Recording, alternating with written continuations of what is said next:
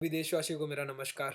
और आज के इस सबसे बड़े त्यौहार, हमारे देश के, हमारे राष्ट्र के सबसे बड़े त्यौहार के लिए आप सभी को बहुत बहुत बधाई एवं वंदे मातरम। हमारा देश आज के दिन, जिसमें संविधान का गठन हुआ था, आज के दिन हमारे देश के। और अगर संविधान की बात करें, हमारे देश के आज के दिन की बात करें, 26 जनवरी की बात करें, तो सबसे पहला चेहरा हमारे आंखों में आता है तो डॉक्टर भीमराव अम्बेडकर जी का है। उनको हमारा सत सत नमन। और जो कुछ भी उन्होंने हमें दिया है आज के दिन, वो अतुलनीय है। इतना महत्व है उसका कि हम आने वाले हजारों साल, हजारों पीढ़ियों तक हम उन्हें याद करेंगे। मैं अपने मुद्दे पर बात करूं उससे पहले मैं चाहूँगा, मैं अपनी सरकार से दरख्वास्त करूँगा, उनसे रिक्वेस्ट करूँगा। एक छोटी सी रिक्वेस्ट है। मुझे पता है वो इतनी महत्व नहीं रखती। जब हमारे देश में विकास और इन सब चीज़ों का समय है, वो चीज़ें इतनी महत्व नहीं रखती। परंतु कुछ चीज़ें होती हैं, कुछ ऐतिहासिक चीज़ें होती हैं जो हमारे इतिहास को बनाती है, हमारे इतिहास को दिखाती है, नज़र सामने लेके आती है। जैसे अभी अभी मोदी जी के नेतृत्व में प्रधानमंत्री जी ने इन फाइलों को बाहर किया, सुभाष चंद्र बोस जी की। वो एक बहुत महत्वपूर्ण कदम था और बहुत अच्छी पहल थी, जो कई सालों से ना हो पाया वो उन्होंने किया। और न जाने बहुत सारे कार्यक्रम उन्होंने किए हैं अभी कुछ महीनों में, जो जिनकी बात बहुत से लोग कर रहे हैं, तो मैं नहीं करूँगा। मेरा मुद्दा एक ही है। मैं सबसे पहली चीज़ उनसे चाहूँगा कि जब हमारे देश के अंदर हजारों क्रांतिकारियों ने हजारों क्रांतिकारी शहीद हुए, हजारों क्रांतिकारियों ने अपनी लड़ाइयाँ लड़ी देश के लिए, और न जाने कितने ही लोगों ने इस देश के लिए जानें दी और कितने ही लोगों ने इस देश के लिए आवाज़ उठाई। फिर भी आज मैं 10 रुपए का नोट उठाऊं या 1000 का, चेहरा एक ही नज़र आता है। मुझे पता है आप लोग भी इस बात से सहमत होंगे। कुछ लोग कहेंगे कि भगत सिंह की फ़ोटो लगा दो, कुछ कहेंगे सुभाष चंद्र बोस की फ़ोटो लगा दो। मैं भी चाहता हूँ कि उनकी फ़ोटो लगे, परंतु अगर मैं अपने दिल से सोचूं तो मैं नहीं चाहता किसी की भी फ़ोटो लगे। इस देश के लिए उन्होंने लड़ाई लड़ी है, इस देश के लिए उन्होंने सब कुछ करा है। आप उनकी स्टैचूज़ बनाइए, मूर्तियाँ बनाइए, that's an good thing, appreciate. पर आप एक नोट पर एक फ़ोटो लगाकर बाकी क्रांतिकारियों को, बाकी शहीदों को कैसे नज़रअंदाज कर सकते हैं? बात वो है। आपको लगानी है, कोलाज बनाइए और लगाइए। मुझे पता है वो पॉसिबल नहीं है, वो हो नहीं सकता। पर हम वो फ़ोटो तो लगा सकते हैं ना, जिसके लिए हमारे सारे शहीद लड़े, जवानों ने इतनी जानें दी, न जाने कितने युद्ध हुए। उसका नाम है भारत राष्ट्र। मेरे राष्ट्र की फ़ोटो मेरे 10 से लेकर 1000 तक के नोट, हर नोट पर छपनी चाहिए, ना कि किसी एक व्यक्ति मात्र की। हाँ, उन्होंने अपना योगदान दिया, बहुत कुछ किया। इतिहास में उनका नाम दर्ज होना चाहिए, बिल्कुल हुआ है। उनके बारे में पढ़ाया जाना चाहिए, बिल्कुल पढ़ाया गया है। उस सबकी मैं सराहना करता हूँ, मैं बहुत इज़्ज़त करता हूँ। परंतु ये एक छोटा-सा काम आपको करना पड़ेगा। अब हज़ारों क्रांतिकारियों को नज़रअंदाज कर कर अगर वैसे देखा जाए, तो गांधी जी ने तो देश को आज़ाद कराया ही नहीं था। मैं बिल्कुल गलत तरीके में नहीं बोल रहा हूँ इस बात को, परंतु गांधी जी ने अपना हिस्सा दिया था देश को आज़ाद कराने का। अगर हम एटलन केनेडी की बात करें, तो उन्होंने साफ शब्दों में कहा था, कलकत्ता की हाई कोर्ट के अंदर, कि ये देश आज़ाद कराने के अंदर सबसे बड़ी भूमिका अगर है, तो वो है सुभाष चंद्र बोस की। उनके कारण हम देश छोड़ के जा रहे हैं। ये शब्द थे उनके, ये लिखित में पड़े हैं मेरे पास में। कई सारे पन्नों के अंदर ये चीज़ें हैं, कई सारी बातें हैं ये, जिसके अंदर साफ-साफ लिखा है। एटलन केनेडी की खुद की कही हुई बातें लिखी है, और इसे 100% ऑथेंटिकेट करती है हमारी सरकारें। बात ये नहीं है कि देश किसने आज़ाद कराया, देश को आज़ाद कराने में हज़ारों लोगों का भागीदारी थी, हज़ारों लोग उनके अंदर शहीद हुए। परंतु बात ये है कि उस 10 से लेकर 1000 तक के हर नोट के अंदर सिर्फ़ एक व्यक्ति मात्र का चेहरा नहीं, ये बिल्कुल गलत है। ये उन हज़ारों क्रांतिकारियों को, हज़ारों देशभक्तों की तौहीन है, एक तरीके से मैं कहूँ तो। गांधी जी ने बहुत अच्छे कार्य किए हैं, उनकी सराहनीय है सारे कार्यों की, परंतु इस एक छोटे से मुद्दे पे आप ज़रा-सा गौर फरमाइएगा और अगर हो सके तो इस बात को आगे से आगे ले जाइएगा। और अब दूसरी सबसे बड़ी बात मैं कहूँ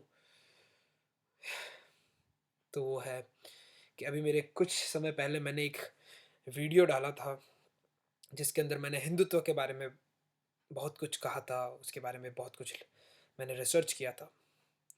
तो एक व्यक्ति है, क्या नाम है इनका? इन लोगों ने मुझे कुछ कमेंट किए थे, अभिषेक है, समीर खान है, तेजस पटेल है। बेसिकली तेजस पटेल के एक सबसे पहले कमेंट को मैं के बारे में बताना चाहूँगा। He told me that there is an Aryan theory and a Dravida theory. और मैंने उन्हें उस कमेंट में एक बात कही थी कि आप बिल्कुल इस बात पे विश्वास करिए, जब तक करिए जब तक आपको कोई गलत प्रूफ ना कर दे। तो मैंने ये कहा कि सर, आर्यन और द्रविड़ा कोई थ्योरी है ही नहीं, कोई रेज़ है ही नहीं।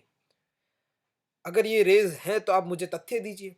उन्होंने मुझे कुछ किताबों के रेफ़रेंस दिए, उन्होंने मुझे कुछ लिंक्स दिए, मैंने उनको पढ़ा, मैंने उनको देखा, उनका अध्ययन किया। पर फैक्चुअल पॉइंट से वो कुछ भी नहीं था। वो सिर्फ़ एक मैनिपुलेटेड स्टोरी थी, एक मनगढ़ंत कहानी थी। अगर उसका कोई तथ्य है तो आप मेरे सामने रखिए ना। आर्यन, चलो एक शब्द की बात करते हैं, आर्यन। क्या हमारी संस्कृत की भाषा के अंदर, संस्कृत भाषा के अंदर इस शब्द का कोई उल्लेख है? बिल्कुल नहीं है। आर्यन नाम की कोई चीज़ ही नहीं है हमारे संस्कृत शब्द में।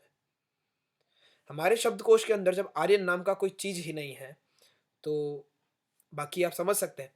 परंतु आर्य शब्द ज़रूर है। आर्य मतलब सभ्य समाज का व्यक्ति, सभ्य व्यक्ति जिसे कहते हैं, उसे आर्य कहते हैं। और रही बात आर्यन रेस की, तो अभी तक तो कोई साइंटिफिक प्रूव ही नहीं है कि there is an Aryan race in us. कोई है ही नहीं प्रूफ, और हो भी नहीं सकता, क्योंकि एक मनगढ़ंत कहानी है। अब दूसरी बात, द्राविड़ा।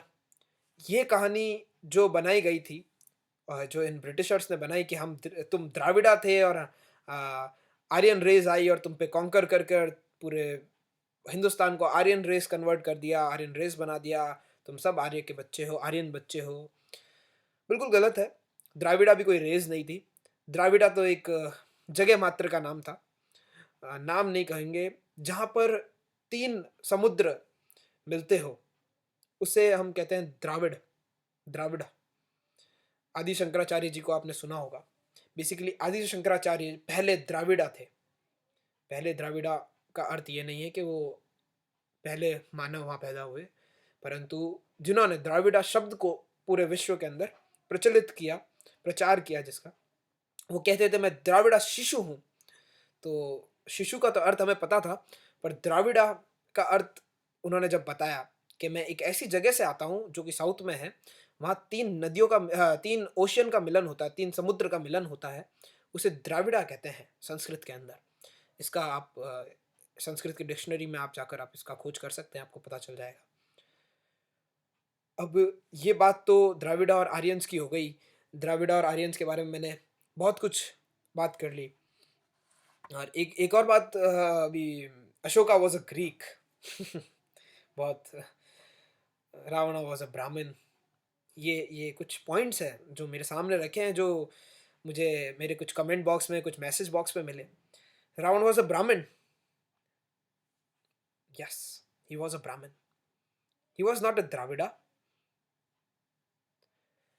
पूरा हिंदुस्तान ये मानता है, पूरा साउथ ये मानता है कि वो द्राविड़ थे। बिल्कुल नहीं थे।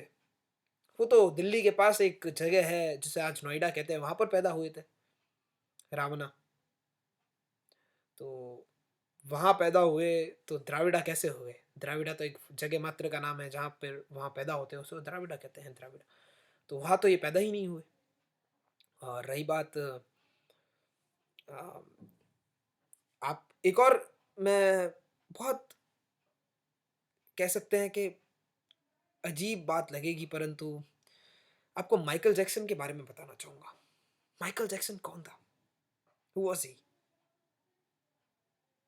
ही एक्सेप्टेड सनातन धर्म। माइकल जैक्सन हिंदुस्तान, अ, जिसे मैं भारत कहूँगा, हिंदुस्तान नहीं कहूँगा। इस बारे में भी मैं आपसे बात करने के लिए मैंने ये वीडियो चालू किया था। सबसे बड़ी चीज़ जो मैं आज दिन तक कहता आया था, हिंदू, मैं एक हिंदू हूँ, मैं ये बात हमेशा कहता आया था। परंतु आज मैं इस बात से डिनाई करूँगा, आज मैं इस बात को नहीं मानूँगा। कुछ तथ्य हैं, कुछ आधार हैं, कुछ लोगों ने कहा था मुझे कि मुझे इस पे और अ, इस विषय पर और मुझे कार्य करना चाहिए। मैंने कार्य किया, मैंने कुछ किताबों को पढ़ा, कुछ किताबों का अध्ययन किया, उसके अंदर साफ-साफ लिखा है, संस्कृत के अंदर कोई ऐसा नाम का शब्द है ही नहीं, जिसे हिंदू कहते हैं। हिंदू नाम का कोई शब्द है ही नहीं संस्कृत भाषा के अंदर। आप सर्च कर लीजिए, आप बिल्कुल पता कर लीजिए। बेसिकली एक छोटा-सा किस्सा है, जब पारसी हिंदू हिंदुस्तान आए थे, तो उस समय हम लोग सब सिंधु घाटी सभ्यता के लोग थे, हम लोग सब वहीं बसते थे। तो हमने उन्हें जगह दी, पनाह दी थी, और वो लोगों ने यहाँ पर हिंदुस्तान के अंदर अपनी जगह बनाई थी। तो उन पारसियों की एक छोटी-सी आदत थी, वो स को ह बोलते थे। तो हम तो सिंधु लोग कहलाते थे, हम सिंधु घाटी सभ्यता के लोग थे, तो हमें सिंधु कहते थे, तो वो हिंदू कहने लग गए हमें। ऐसे करते-करते लोगों के अंदर एक प्रचार हो गया, हिंदू, हिंदू, हिंदू। तो आने वाले समय में ये पूरी तरीके से सिंधु शब्द हटकर हम हिंदू बन गए, और धीरे-धीरे जैसे-जैसे समय गया, पाकिस्तान का डिवाइडेशन हुआ, पाकिस्तान हिंदुस्तान का डिवाइडेशन हुआ, तो सिंधु घाटी सभ्यता, जो हमारी हिंदुस्तान की सभ्यता, सिंधुस्तान की जो सभ्यता है, वो वहीं रह गई, और हमने अपना अलग देश, उन्होंने अपना अलग देश बना लिया। ये सब बात अलग है, परंतु बात ये है कि हम हिंदू नहीं हैं। हिंदू कोई शब्द ही नहीं है। सिंधु एक शब्द है, अ, वो एक कल्चर है बेसिकली, एक अ, व्यवस्था है। तो सिंधु एक धर्म भी नहीं है, ये भी आपको मानना पड़ेगा। सिंधु सिर्फ एक सभ्यता है। हम सिंधु घाटी सभ्यता के लोग हैं सब। आप चाहे मुसलमान हो, चाहे क्रिश्चियन हो, चाहे जो भी धर्म के आज लोग हैं, हम सब सिंधु घाटी सभ्यता के लोग हैं। इस बात से कोई भी मुझे डिनाई करके बताए, इस फैक्ट से मुझे कोई डिनाई करके बताए कि हम सिंधु घाटी सभ्यता के लोग नहीं हैं। हम सब उसी सभ्यता के लोग हैं, और बेसिकली उस सभ्यता को हमने धर्म बना दिया। धर्म का नाम दे दिया, धर्म तो हम बना ही नहीं सकते। सभ्यता को आप चाहे मुसलमान के घर चले जाएँ, चाहे आप क्रिश्चियन के घर चले जाएँ, चाहे आप पारसी के घर चले जाएँ, वहाँ की सभ्यता नहीं बदलेगी। खाना खाने का तरीका, बात करने का लहज़ा, कपड़े पहनने का तरीका, आज भी घर के अंदर बच्चा पैदा होता है या कुछ भी करते हैं, वही तरीका, वही खान-पान की व्यवस्था, सब कुछ वही है हमारी सभ्यता के अंदर। लोगों ने हिंदू एक धर्म बना दिया, जबकि हम थे सिंधु, जो कि एक सभ्यता थी, जिसमें सभी धर्म के लोग आते थे। उस समय तो सिर्फ़ एक ही धर्म हुआ करता था, जो सनातन धर्म था। मैं अपने आप को आज से सनातन धर्मी मानता हूँ। धर्म मेरा सनातन है, मेरी सभ्यता सिंधु है, जहाँ से हमारा ओरिजिन हुआ। हम सभी, चाहे मैं सनातन धर्म का व्यक्ति हूँ, चाहे इस्लाम धर्म के लोग हैं, या चाहे क्रिश्चियन हो, चाहे पारसी हो, चाहे जैनिज़्म हो, चाहे बुद्धिज़्म हो, ये सभी लोग सिंधु घाटी सभ्यता के लोग हैं। तो हम सिंधु को तो हमने हिंदू बना दिया, शब्द का अर्थ बदल दिया, शब्द का नाम का हमने पूरा तोड़-मरोड़ दिया, और उसके बाद में हमने उसे धर्म बना दिया, जो कि एक सभ्यता थी। हम सनातन धर्मी लोग हैं, ये हमें मानना चाहिए। हमें हमारी गलतियों के ऊपर मिट्टी डालने से अच्छा, हमें उनको सुधारना चाहिए कि हमने गलत किया, हमने हमारे सभ्यता को धर्म बना दिया, हमने सिंधु को हिंदू बना दिया, ये सब गलत है। इसलिए मैं आज ये चाहता हूँ कि हिंदुस्तान नाम ना हो, और इसलिए भी ये भी चाहूँगा कि इंडिया भी नाम ना हो। इंडिया के नाम का ओरिजिन का, या फिर कैसे ये नाम बना, उसकी आप खोज कीजिए, आपको पता चलेगा इंडिया क्या है। इंडिया का नाम इंडस वैली सिविलाइजेशन के कारण पड़ा। इंडस वैली सिविलाइजेशन इंग्लिश में कहते हैं सिंधु घाटी सभ्यता को। घुमा फिरा के हम वहीं आकर अटक गए। हमने फिर हमारे देश का नाम उस सिविलाइजेशन से रख दिया। हमने बिल्कुल गलत नहीं किया। मैं चाहता हूं कि नाम हो, पर मेरे देश का नाम हो भारत। मेरा देश भारत कहलाया जाए, दो अलग नामों से नहीं, एक सिंपल, एक सीधा नाम, भारत राष्ट्र। भारत हो, इंग्लिश में भी भारत लिखा जा सकता है, हिंदी में भी लिखा जा सकता है, संस्कृत में, हर तरीके से भारत लिखा जा सकता है। तो हमने दो अलग अलग नाम क्यों रख रखे हैं? मुझे पता है ये इतने बड़े मुद्दे नहीं हैं, हमारे देश के अंदर और भी बहुत बड़े मुद्दे हैं, परंतु मैं इन मुद्दों के ऊपर एक मेरा अध्ययन है, तो मैं इन बातों को रख रहा हूं आपके सामने। आपको समय लगता है, आप थोड़े समय बात करिए इन चीज़ों को। अगर नहीं लगता है तो आप कम से कम चर्चा करिए, आप मुझे गलत साबित करिए। उसके बाद मुझे भी अच्छा लगेगा कि अगर मैं कहीं गलत हूँ तो कुछ लोग मुझे आए और सही करें, मुझे कहे कि भैया ये चीज़ आपकी गलत है, इसका तथ्य है मेरे पास में, आप यहाँ सही हो जाइए। मैं बिल्कुल मान लूँगा। और कुछ लोगों ने बहुत खंडन किया, मुझे इतने बुरे-बुरे शब्द लिखे हैं। कुछ एक समुदाय के लोग हैं, मुस्लिम समुदाय के लोग हैं, जो मुझसे नाराज़ हो गए थे पिछली बार मैंने राम मंदिर के ऊपर कुछ कहा था तो। अगर आपको ठेस पहुँची हो, बुरा लगा हो, वैसे मैंने ऐसा कुछ कहा ही नहीं है, जिसके लिए मैं माफ़ी माँगूँ, परंतु मैंने वीडियो स्टार्ट होने से पहले ही कह दिया था कि अगर मुझसे कोई गलती हो या कोई गलत चीज़ मुझसे कही जाए, तो आप मुझे माफ़ कर दीजिएगा या मुझे सुधार दीजिएगा। माफ़ करने के बाद आप मुझे सुधार दीजिएगा। आज भी मैं उस स्टेटमेंट पे कायम हूँ कि राम मंदिर, राम जन्मभूमि के हमारे पास पुख्ता सबूत है। हमें कई जगहों से, मतलब 90% लोगों से, 90% जगहों से, हाई कोर्ट ऑफ इलाहाबाद से, हमें सब जगह से क्लीन चिट मिली है। आप हमें समर्थन करिए। आप हमारे ही भाई हैं, हमारा और आपका डीएनए एक ही है। हम एक ही सभ्यता के लोग हैं, हम सिंधु घाटी सभ्यता के लोग हैं। अगर आप कहते हैं आप सिंधु घाटी सभ्यता के लोग नहीं हैं, तो आपको चर्चा करने का, तब इस बात पे चर्चा करने का एक अ, बात बनती है या मुद्दा बनता है। परंतु आप सब एक ही सभ्यता के लोग हैं हम सब।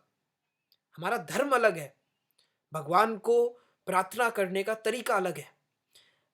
भगवान और ईश्वर के बारे में मैं पहले भी, परमात्मा के बारे में मैं पहले भी बहुत कुछ बोल चुका हूँ। मैं बेसिकली भगवान को ईश्वर नहीं मानता हूँ और परमात्मा नहीं मानता हूँ, उसके पीछे एक बहुत बड़ा लॉजिक है, मैं अगली बार कभी बताऊँगा। परंतु आज मेरा जो ये सबसे बड़ा मुद्दा है, इज़ हिस्ट्री अ मिस्ट्री और अ मैनिपुलेशन? क्या हिस्ट्री एक रहस्य बन के रह गया है, या इसे तोड़ा और मरोड़ा गया है? ये बहुत, आज आप मुझे देखिए, मैं इस इतिहास की किताब खोलता हूँ तो इतिहास की किताबों के अंदर कुछ बातें ऐसी हैं, कुछ नहीं 80% बातें ऐसी हैं, जिससे मैं एग्री ही नहीं कर सकता, जिसे मुझे पढ़ना ही नहीं चाहिए, परंतु आज भी हमारे कई सारे विद्यार्थी, मेरे भाईगण, मेरे सभी दोस्त पढ़ते हैं और मुझे कहते हैं कि ऐसा तो कुछ हुआ ही नहीं है। हम अगर असली इतिहास के तथ्यों पर जाएँ तो ऐसा कुछ था ही नहीं। अगर मैं कुछ बात करता हूँ तो आपको लगेगा, ये कुछ तथ्य हैं, मैं आपके सामने रखना चाहूँगा। There was an article in Hindustan Times. So in the past they would change names according to their convenience and we blindly accept these. This is a very correct line. I agree. I do agree this writer. I have not got the name, but uh, whosoever had written this, I am very much agreeing this. People speaking English or any other European language often have a problem pronouncing Eastern names. So in the past they would change names according to their convenience and we blindly accept these. ये बहुत सही बात है, ये बहुत हद तक सही है। यहाँ यहाँ एक और बात कही गई है, the term was mentioned, Hindu, Hinduism, Hindu dharma, the religion Hindu. The term was mentioned and explained in the depth in Vedic literature and was used during the Hindu revival moment in order to avoid having to use the term Hindu which is non-native Persian origin. Non-native Persian origin. It's a very correct thing. It was basically called eternal dharma, which is Sanatan dharma. The dharma was Sanatan, and Hindu was not a religion. It is very much correct. Hindu कोई religion नहीं है. वैसे हिंदू कोई शब्द ही नहीं है. शब्द है सिंधु, और हिंदू जो है वो एक पर्शियन नेटिव से आया है. हमें हमें पर्शियंस के कारण हमें ये शब्द मिला है. हमें कुछ गलतियों को सुधारना होगा, हमें सही करना होगा. मैं राष्ट्र चाहता हूं पर हिंदू राष्ट्र नहीं. मैं राष्ट्र चाहता हूं, इस्लाम राष्ट्र नहीं. मैं राष्ट्र चाहता हूं तो भारत राष्ट्र चाहता हूं. जय हिंद, जय भारत. क्योंकि भारत राष्ट्र जिस दिन बनेगा, मैंने एक और गलत बात कह दी अभी बीच में. ये हमारी आदत बन गई है, हम में है कूट कूट कर. हम जय हिंद कहते हैं. हिंद क्या है? कुछ गलतियां हुई है, उन्हें सुधारने में हमें समय लगेगा, परंतु हमें यह नहीं कहना चाहिए कि वो गलती ही नहीं है. हमारे पास तथ्य है, हमारे पास आधार है. हमें सुधारना चाहिए. हम सब सिंधु घाटी सभ्यता के लोग हैं, चाहे जिस भी धर्म, जिस ही मजहब के लोग हैं. हम सब हिंदुस्तान में रहने वाले लोग, भारत राष्ट्र में रहने वाले लोग, सभी एक ही सभ्यता से आए हैं, वो है सिंधु घाटी सभ्यता से.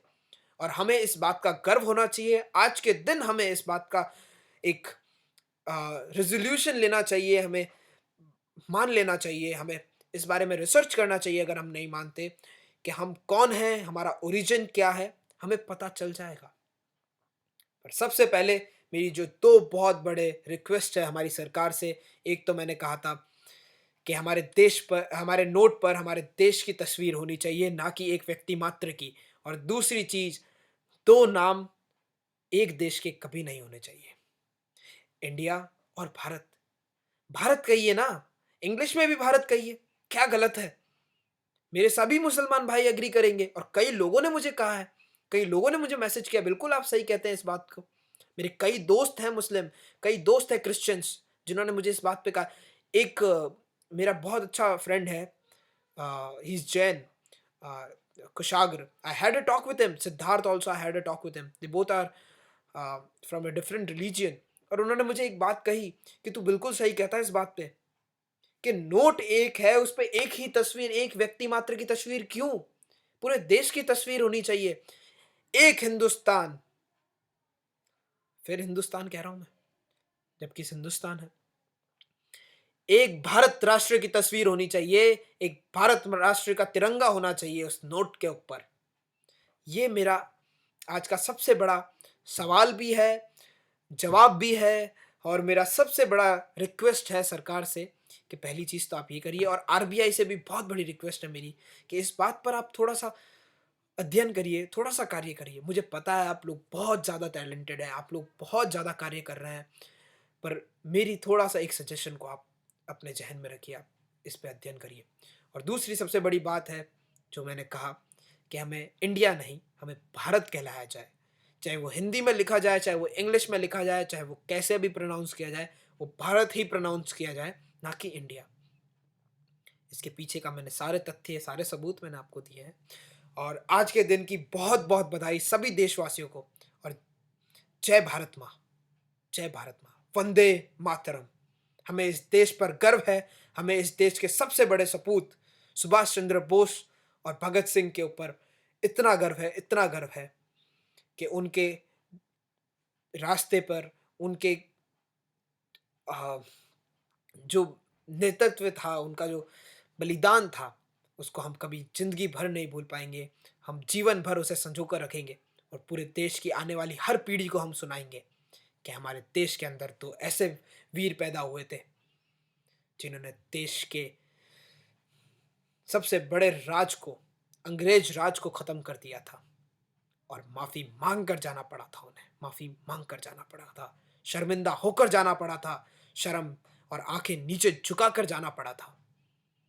ऐसे एटलन कैनली को ये कहना पड़ा था कि मैं देश महात्मा गांधी की वजह से नहीं छोड़ रहा हूं, वो उस तुम्हारे ऐसे सपूत के कारण मैं छोड़ के जा रहा हूं जिसने ऐसी आर्मी तैयार कर दी है कि जिसके सामने मेरे आँखें, मेरी पलकें भी ना टिक पाए 2 सेकंड भी, उस इंसान के कारण मैं ये देश छोड़ के जा रहा हूँ और ये लिखित सबूत है, इनके तथ्य मेरे पास में है, कलकत्ता की हाई कोर्ट की जजमेंट आप पढ़ लीजिए। परंतु मैं महात्मा गांधी और सभी क्रांतिकारियों को, सभी देशभक्तों को, जिन्होंने देश के लिए इतनी लड़ाइयाँ लड़ी, उनको मैं सैल्यूट करना चाहता हूँ, मैं सलाम देना चाहता हूँ। मैं उनको कहना चाहता हूँ, आपने हमारी सभ्यता, हमारी सिंधु घाटी सभ्यता को बचाया, उस धरोहर को बचाया और आज हम अगर इतना फ्रीली बोल सकते हैं, अगर फ्रीली ये सब कह सकते हैं, तो ये है पार्ट ऑफ आवर टॉलरेंस। हम इतने टॉलरेंट हैं, हम इतने टॉलरेंट हैं कि यूरोपियन की कॉन्स्टिट्यूशन असेंबली में कहा गया था, वाह हिंदुस्तान, एकमात्र ऐसा देश जहाँ पर हम पर अत्याचार नहीं हुआ। और कई राज्यों ने, कई इतिहास के अंदर कई लोगों ने ये बातें कही हैं। और इस बात का बहुत बड़ा गर्व करता हूँ और उन सभी लोगों को जिन्होंने मेरे देश को इंटॉलरेंट कहा, मेरे देश के अंदर होने वाली गतिविधियों को इंटॉलरेंट कहा। आप लोगों ने अपनी राय दी, मैं अपनी राय रखना चाहता हूँ कि आप एक बार एयरलिफ्ट देख लीजिए और उसने जो आखिरी बात कही थी अक्षय कुमार ने एयरलिफ्ट के अंदर, उस बात को आप अपने ज़हन में उतार लीजिए, तो आपको समझ में आ जाएगा। जय हिंद, जय भारत।